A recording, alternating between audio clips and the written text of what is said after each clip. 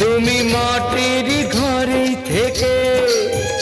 যদি মাটির প্রদীপ হও বা ময়ূর মহল জুড়ে যদি ঝাড়বাতি হয়ে রাও, তুমি মাটির ঘরে থেকে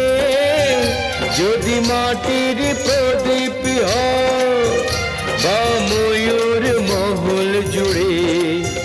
যদি ঝাড়বাতি হয়ে রাও, তবু ছড়াতে গেলে